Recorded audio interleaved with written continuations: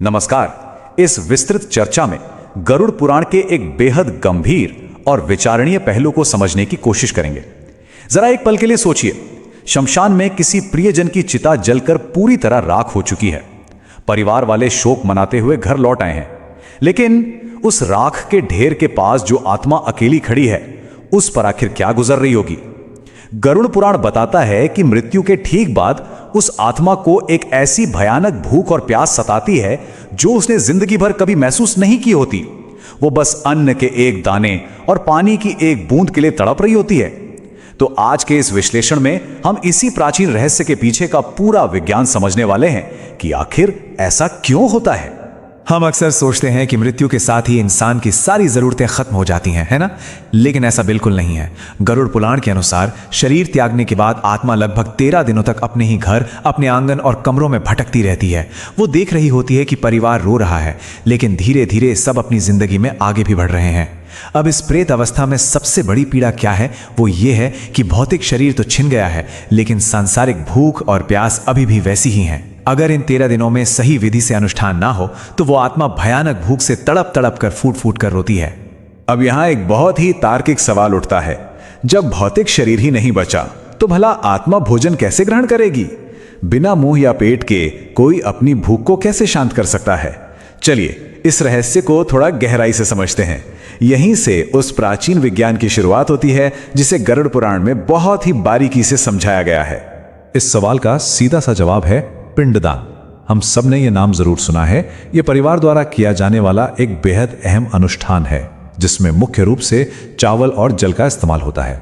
लेकिन ध्यान देने वाली बात यह है कि इसका मकसद सिर्फ भोजन परोसना नहीं है। दरअसल इसके जरिए दिवंगत आत्मा के लिए एक नए सूक्ष्म शरीर का निर्माण किया जाता है। जी हाँ, ये कोई मामूली कर्मकांड नहीं है, बल्कि गरुड़ पुराण के मुताबिक एक स्पष्ट विज्ञान है जो आत्मा की आगे की यात्रा का पूरा आधार तय करता है। अब इस पूरी प्रक्रिया में जो बात वाकई हैरान करने वाली है वो ये है कि कैसे अलग अलग दिन गणितीय रूप से शरीर बनने की प्रक्रिया से जुड़े हैं। मृत्यु के बाद पहले 10 दिनों तक जो पिंडदान होता है ना, उससे आत्मा के लिए इस नए सूक्ष्म शरीर के अंगों का निर्माण होता है। फिर 11वें और 12वें दिन के पिंडदान से उस सूक्ष्म शरीर पर मांस और त्वचा बनती है, और फाइनली 13वें दिन जब अंतिम पिंडदान होता है तो उस आत्मा को एक ऐसी ताकत और बल मिलता है जो उसे आगे के लंबे सफर के लिए अत्यंत आवश्यक है। और यह ताकत इतनी जरूरी क्यों है? क्योंकि 13वें दिन के बाद यमलोक की 1 साल लंबी और बेहद कठिन यात्रा शुरू होती है। जरा सोचिए, अगर किसी मृत आत्मा के लिए यह पिंडदान ना किया जाए तो क्या होगा? स्रोत ग्रंथ एकदम साफ शब्दों में बताता है कि बिना इस सूक्ष्म शरीर और बिना ताकत के यमदूत उस आत्मा को जबरदस्ती घसीटते हुए यमलोक ले जाते हैं। उस खौफनाक रास्ते पर आत्मा दर्द से बस चीखती रह जाती है। इसलिए ये अंतिम अनुष्ठान असल में आत्मा को इस भयानक यातना से बचाने का एक बहुत बड़ा माध्यम है। सौम्य नगर की परीक्षा। चलिए देखते हैं कि इस अगले पड़ाव पर क्या होता है। यम मार्ग पर चलते हुए सबसे दर्दनाक पल तब आता है जब आत्मा पहले नगर यानी सौम्य नगर में पहुंचती है। यहां उसे इतनी भयंकर भूख लगती है कि पेट मानो जलने लगता है और गला पूरी तरह सूख जाता है। यही वो जगह है जहां धरती पर किए गए कर्मों का पहला सीधा रिजल्ट दिखता है। यहां एक बहुत बड़ा फर्क सामने आता है। एक तरफ अगर धरती पर परिवार ने सही समय पर पिंडदान किया है तो उस तड़पती हुई आत्मा के सामने अचानक से चावल, दूध और जल प्रकट हो जाते हैं। इसे देखकर आत्मा वैसे ही रो पड़ती है जैसे किसी भूखे बच्चे को अपनी मां के हाथ का भोजन मिल गया हो। लेकिन दूसरी तरफ अगर कोई अनुष्ठान नहीं हुआ है तो भोजन के नाम पर सिर्फ धूल, सूखी घास और राख सामने आती है।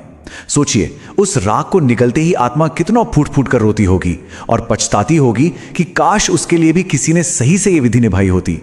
यहां पर गरुड़ पुराण एक बहुत ही सख्त चेतावनी देता है, और यह पॉइंट समझना हम सबके लिए बहुत जरूरी है। कई बार समाज के दिखावे में आकर मृत व्यक्ति की 13वीं का भोज कर्ज लेकर किया जाता है, लेकिन ग्रंथ में एकदम साफ लिखा है कि अगर यह मृत्यु भोज कर्ज लेकर किया गया है तो उस आत्मा को कभी शांति नहीं मिलती। वो ऊपर से दुखी होकर सोचती है कि परिवार को इतने भारी संकट और कर्ज में डाल दिया। यमराज ऐसे लोगों को कभी माफ नहीं करते जो किसी परिवार को कर्ज लेकर मृत्यु भोज करने के लिए मजबूर करते हैं। और ये सारी बातें बहुत ही शानदार ढंग से दर्शाती हैं कि गरुड़ पुराण का ये पूरा ज्ञान हमें डराने के लिए नहीं है, बल्कि हमारे गहरे पारिवारिक कर्तव्य और व्यवहारिक सहानुभूति को जगाने के लिए है। इसमें से जो मुख्य बातें निकल कर आती हैं वो एकदम क्लियर हैं। पहला, जब तक बुजुर्ग जीवित हैं उनका पूरा सम्मान करें और उन्हें भरपेट भोजन दें। दूसरा, मृत्यु के बाद अंतिम संस्कार और अनुष्ठान पूरे मन और श्रद्धा से निभाएं। तीसरा, समाज के दिखावे में आकर कभी भी कर्ज ना लें। और चौथा, दिवंगत के नाम पर अपनी क्षमता के हिसाब से दान पुण्य करें। असल में यही वो सच्चे कर्म हैं जो यमलोक के उस भयानक रास्ते पर आत्मा का सबसे बड़ा सहारा बनते हैं।